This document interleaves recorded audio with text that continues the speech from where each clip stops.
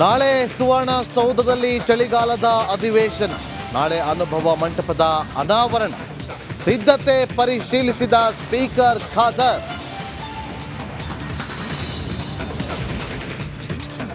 ಬಿಜೆಪಿಯಲ್ಲಿ ಆರದ ಬಂಡಾಯದ ಕಿಚ್ಚು. ಸೈಲೆಂಟ್ ಆದ್ರ ಶಾಸಕ ಯತ್ನಾಳ್. ಹಿಂದೂ ಫೈರ್ ಬ್ರ್ಯಾಂಡ್ ಮೇಲೆ Renukacharya soft corner. Republic Kannada, ನಾನು ನಾಗೇಂದ್ರ ಬಾಬು. ಇದು ಈ ಕ್ಷಣದ ಅತಿ ದೊಡ್ಡ ಸುದ್ದಿ. ಬಿಜೆಪಿ ಪಾಳ್ಯದಲ್ಲಿ ಬಣ ಬಡಿದಾಟ ಕಳೆದ ಬಹಳ ದಿನಗಳಿಂದ ನಡೆದುಕೊಂಡು ಬರ್ತಾ ಇದೆ. ವರಿಷ್ಠರು ಎಂಟ್ರಿ ಕೊಟ್ಟಿದ್ದಾಗಿದೆ. ಈ ನಡುವೆ ಬಿಜೆಪಿ ಪಾಳ್ಯದ ವಿಚಾರಕ್ಕೆ ಸಂಬಂಧಪಟ್ಟಂತೆ ಅತಿ ದೊಡ್ಡ ಸುದ್ದಿ ಇದು. ಕಮಲ ಪಾಳ್ಯದಲ್ಲಿ ಆಗ್ತಾ ಇರುವಂತಹ ಅಚ್ಚರಿಯ ಬೆಳವಣಿಗೆ ಏನು ಗೊತ್ತಾ? ಬೇರೆ ಎಲ್ಲೂ ಇಲ್ಲದ ಮಾಹಿತಿ ರಿಪಬ್ಲಿಕ್ ಕನ್ನಡದ ಬಳಿ ಮಾತ್ರ ಇದೆ. ಆಂತರಿಕ ಸಂಘರ್ಷಕ್ಕೆ ಸಂಬಂಧಪಟ್ಟಂತ ಅತಿ ದೊಡ್ಡ ಸುದ್ದಿ, ಅದು ಈ ಕ್ಷಣದ ಸುದ್ದಿ. ಹಾಗಾದ್ರೆ ಯತ್ನಾಳ್ ಅವರು ಹೇಳಿದ ಸ್ಫೋಟಕ ಸಂಗತಿ ಏನ್ ಗೊತ್ತಾ? ರಿಪಬ್ಲಿಕ್ ಕನ್ನಡದ ಜೊತೆಯಲ್ಲಿ ಮಾತಾಡುವಾಗ ಶಾಸಕ ಬಸನಗೌಡ ಪಾಟೀಲ್ ಯತ್ನಾಳ್ ಅವರು ಹೇಳಿದ್ದಾದ್ರೂ ಏನು? ಕೆಲವೇ ಕ್ಷಣಗಳಲ್ಲಿ ನಿಮ್ಮ ಮುಂದೆ ಅದನ್ನು ಹೇಳ್ತೀನಿ.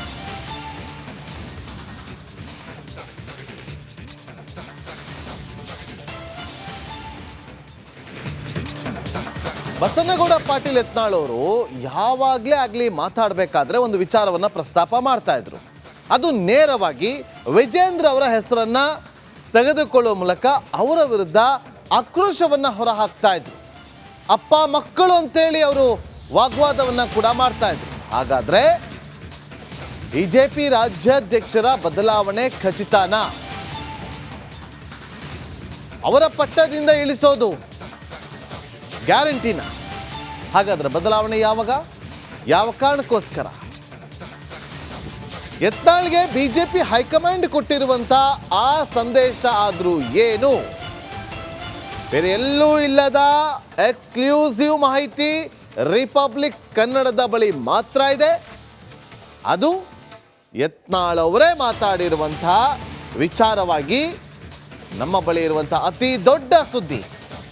BJP ರಾಜ್ಯಾಧ್ಯಕ್ಷರಾಗಿರುವಂತಹ B Y. ವಿಜೇಂದ್ರ ಅವರು, ಆ ಬಿ.ವೈ. ವಿಜೇಂದ್ರ ಅವರ ಅಧ್ಯಕ್ಷ ಸ್ಥಾನನೇ ಬದಲಾವಣೆ ಆಗಿಬಿಡುತ್ತಾ ಅನ್ನೋದು